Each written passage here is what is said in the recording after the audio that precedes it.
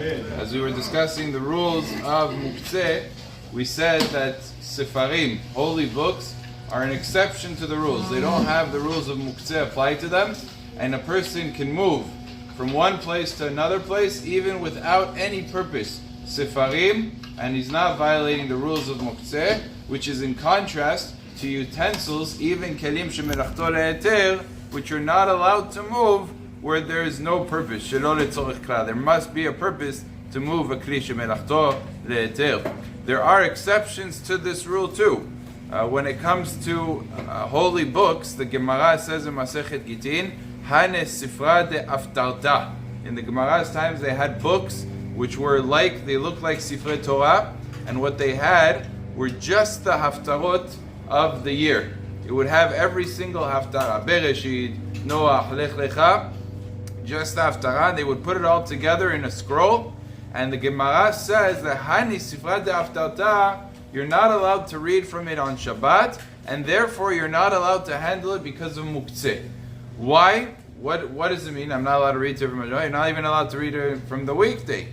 But on Shabbat it becomes Muktze because you weren't allowed in the Gemara's time to write down Sefarim if they were not complete Sefarim. They had to be an entire Sefer Shalem, like the Sefer Ovadia, like a Sefer Shemuel, like the entire Sefer. You couldn't write down parts of it. And since it was Asul to be written, it was Asul to be read from, Ben during the week, and also Shabbat. Therefore, on Shabbat, it became Muktze, because what can you do with this? You're not allowed to learn from it, you're not allowed to read from it, so then it became Muktze. However, the Gemara writes that in our times, even in their times, the Gemara says, Et la'asot la'Hashem eferu toratecha, community wasn't able to afford 24 books of the Tanakh, and therefore they were able to do it, and the Chachamim permitted it, and therefore it lost the status of Muktze. The one other exception that we do find that is practical today, and that is a Megillah on the 15th of Adar.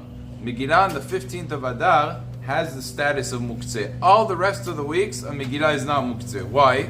I'm allowed to learn from it. Why would it be Muktze? But on the 15th of Adar, which is Shushan Purim, that falls out on Shabbat, it becomes Muktze. Why? Because the Chachamim prohibited the reading of the Megillah on Shabbat, because you might come to carry the Megillah. So then, on that week, they suspended the reading of the Megillah, and they were prohibiting of that reading, and therefore it becomes Muktze. Of course, this would only apply to a walled city, because the 14th of Adar, which is the regular Purim, will never fall out on Shabbat, and the 15th of Adar, during all the other places of the world, is just a regular day, it's not Purim, so it applies on the 15th of Adar that falls out on Shabbat, in a walled city situation, that Megillat Esther, would be Muktze. But aside from that specific circumstance, all other Kitvei Kodesh are allowed to be handled, and there is no prohibition whatsoever. Baruch Adonai le'olam, amen ve'amen.